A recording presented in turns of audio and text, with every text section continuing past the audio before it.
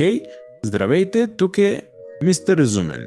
Днес ще ви разкажа за един късометражен филм на ужасите и романтиката, наречен "Той свали кожата си заради мен". Предстоят спойлери, внимавайте, бъдете предпазливи. Докато приятелката му приготвя вечерята, в същото време един много несигурен млад мъж наблюдава кожата си и след това я окачва в гардероба. Слиза в кухнята, а приятелката му все още приготвя вечерята, но когато се обръща, тя вижда гаджето си без неговата кожа и не може да опише колко е прекрасно да го вижда така. По време на вечерята тя го наблюдава и се радва, че вижда усмивката му. Макар да изглежда различно, тя все така желае секс с него.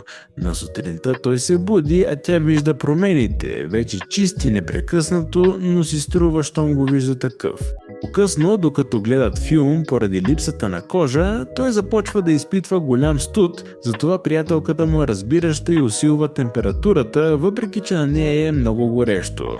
Но това увеличава сметката за газ и за капак. Новият му външен вид кара клиентите в работата му да го отхвърлят. Тя се опитва да го убеди да потърси нови клиенти, но той й казва, че ако го направи, няма да имат пари, а тя му отговаря, че трябва да опита. През нощта новите проблеми им отнемат съня, но любовта им ги кара да ги игнорират. На следващия ден, когато тя се събужда, забелязва кожата на гаджето си и докато се къпе, наблюдава и докосва кожата му с погнуса. Вечерят с приятелите си и докато се хранят, приятелите му започват да го разпитват за кожата му. Боли ли те? Липсва ли ти? Че вече няма същия вид, че не изглежда същият и дори превръщат вечерята в неудобна заради новия му външен вид. На връщане към дома си, той се качва много обезсърчен от срещата. На следващия ден, когато тя се събужда, вижда гаджето си да гали кожата си, след което си тръгва. След известно време домът им започва да се занемарява с петна от кръв навсякъде и мръсни дрехи. Като вечерят, на нея вече не изглежда да й харесва новият му вид без кожа. По-късно, в леглото, и двамата се опитват да игнорират проблемите както обикновенно, но този път той я гали и взема кожата си, давайки да разбере, че иска и тя да свали кожата си.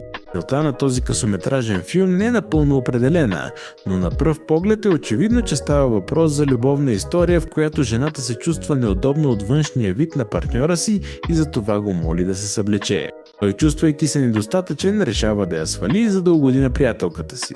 Това в началото прави партньорката му щастлива, която само за да го вижда така игнорира проблемите, които това носи, като излишната кръв навсякъде, освен неудобството за него, прекомерните разходи и работните проблеми, а също и критиките на приятелите им.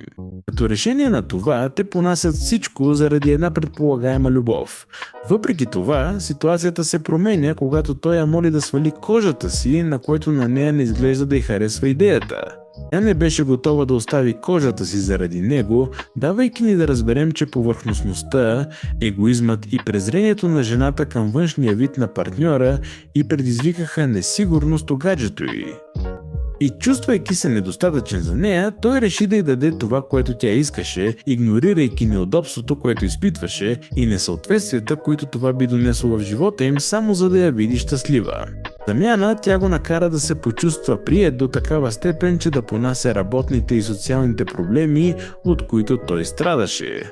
Въпреки това, срещата с приятелите му го накара да се усъмни по отношение на равенството в отношенията им и затова той би я подложил на изпитание, молейки я да си свали кожата, както той го направи заради нея. В крайна сметка, този късометражен филм ни показва значението на себелюбието, като никога не компрометираме щастието си заради каприза на една токсична връзка, маскирана като любов. И така приключва късометражният филм. Абонирайте се, за да виждате още видеа като това, активирайте известията и оставете един лайк, за да помогнете на канала. Благодаря, че гледахте!